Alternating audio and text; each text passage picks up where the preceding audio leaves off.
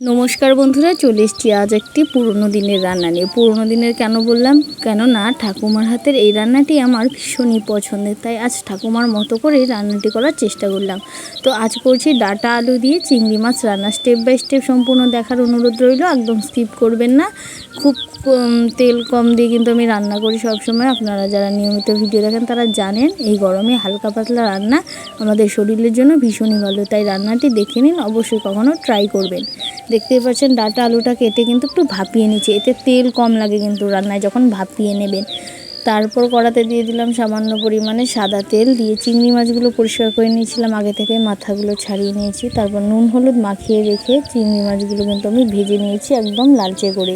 ভেজে নিয়ে সাইড করে এদিক থেকে কিন্তু উঠিয়ে নিচ্ছি, আর যে অল্প তেল ছিল সেই তেলেই রান্নাটি কিন্তু কমপ্লিট করব।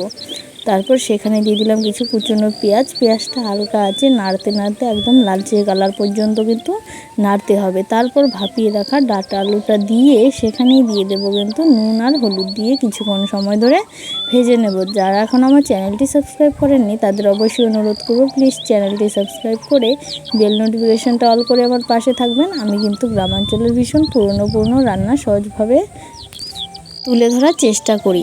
তারপর দেখুন কিছুক্ষণ সময় ধরে কিন্তু নাড়তে নাড়তে একদম ভেজে নেব ডাটা আর আলুটা। তারপর সেখানে দিয়ে দেব মশলাতে দিয়েছি জিরে, ধনে, সামান্য কাঁচা লঙ্কা। ডাটা আলু রান্না একটু কাঁচা লঙ্কাই আমরা ব্যবহার করি, কালারটা তাই এত লাল হয় না, আপনারা চাইলে লাল লঙ্কাও ব্যবহার করতে পারেন। তারপর কিছুক্ষণ সময় ধরে ভেজে নিতে হবে। এখানে তো তেল উঠবে না, খুব কম তেল, তাই যখন মশলা থেকে কাঁচা গন্ধ চলে যাবে নাড়তে নাড়তে সেই মুহূর্তে দিয়ে দেবো ঝোল। ঝোলটা একটু বেশি পরিমাণেই দিয়েছি, এখন গরমের সময় ঝোল তরকারি কিন্তু বেশ ভালো লাগবে। তারপর ঝোলটা নাড়িয়ে চাড়িয়ে নিয়ে হালকা কিছুক্ষণ সময় ধরে কিন্তু ফুটতে দিতে হবে।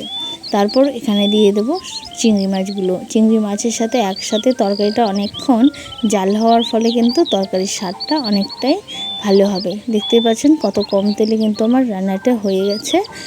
তো তারপর কিছুক্ষণ জাল করে নেব। তো যারা এখনও চ্যানেলটি সাবস্ক্রাইব করেননি অবশ্যই অনুরোধ করব, প্লিজ চ্যানেলটি সাবস্ক্রাইব করে আমার পাশে থাকবেন, আর পারলে আমার চ্যানেলটা একটু ঘুরে আসবেন। তারপর আর কিছুক্ষণ ফুটিয়ে নিয়ে নামিয়ে নিলে রেডি।